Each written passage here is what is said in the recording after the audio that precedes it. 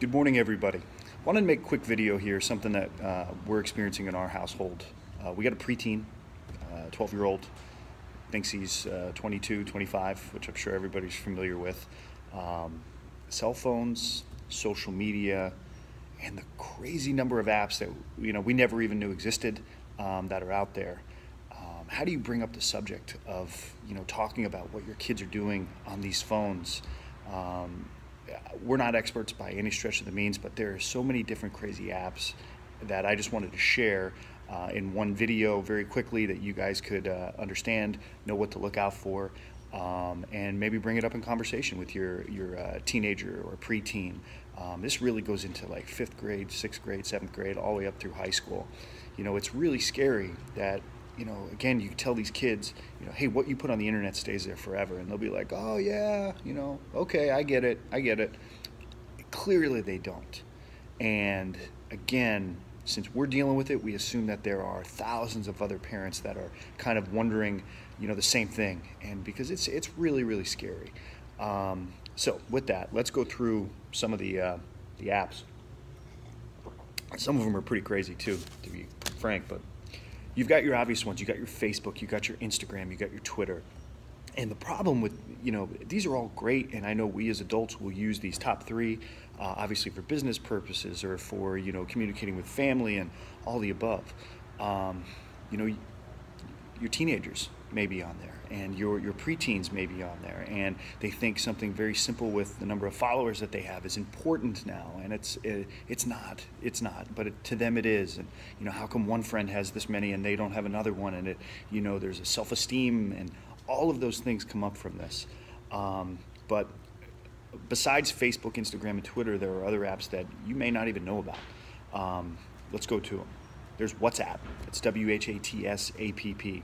Snapchat, which is incredibly popular, which is designed to essentially eliminate or delete the pictures that are posted there immediately.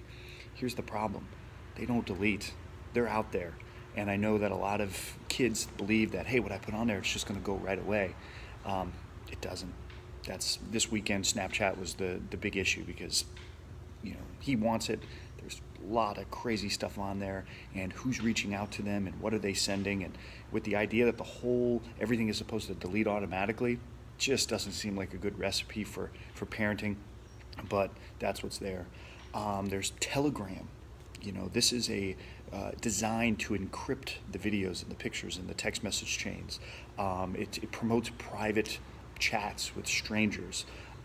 You can even delete the text messages or the chat history on a timer if you wanted that stuff to automatically be able to be deleted. There's Kik, K-I-K, Google Plus, WeChat.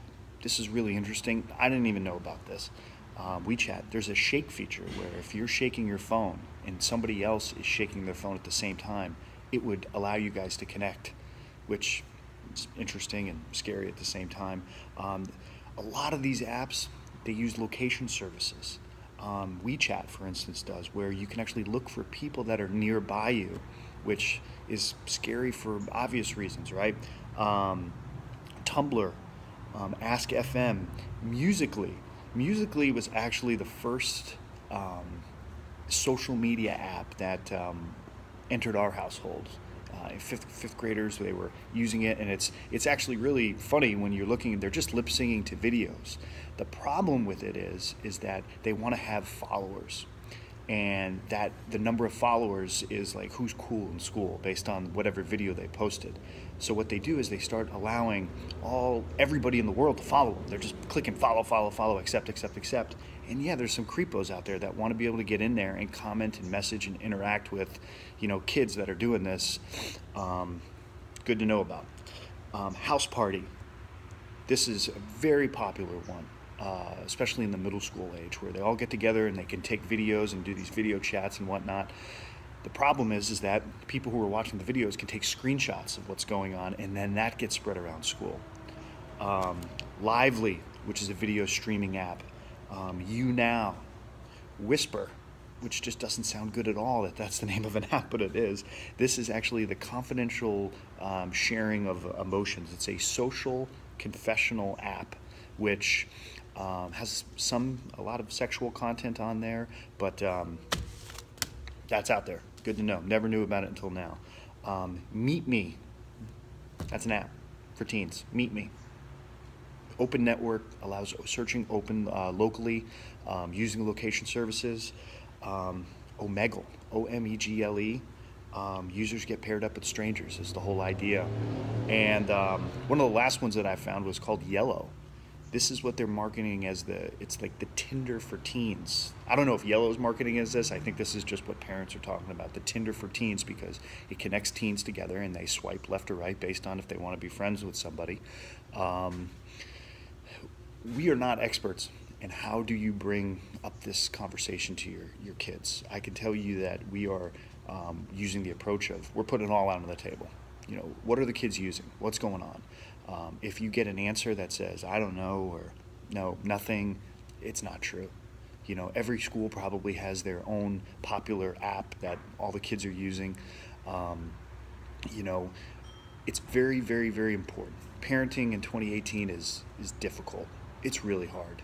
You used to just be on the lookout in the neighborhood for the creepy looking van that was driving down, and now when you think your kids are on the phone watching SpongeBob videos, those are gateways to all of these different apps with all of these people that for the most part probably have great intentions, but again, it's our job as parents to know what's going on. It's our job to have those awkward conversations with our kids, to get them to share that information so they are not learning it from their knucklehead friends. It's our job to give our kids the self-esteem so they don't need to feel that they have to have all these likes or followers or whatever it is. And it's hard. It's hard for us when you're working all day and you're exhausted and hey, to go on a phone and you're going to look at things that you would never even know what these apps are. Hence the reason why for this video. Rehab Gaming USA, we're trying to make card games for families and couples that promotes face-to-face interaction. Maybe you put the phones down for a couple hours, turn the TVs off. But we know that we're not getting rid of technology, and we don't want to. But it's, how can we educate ourselves as parents to know what's going on in our kids' phones is critical, absolutely critical. So hope this helps as we figure out more on how to handle this in our household, and we figure out some great epiphany. We will let you know. We hope that you guys can share with us. We can all learn together. It's not a bad thing. Thank you so much. Happy holidays, and we'll see you soon.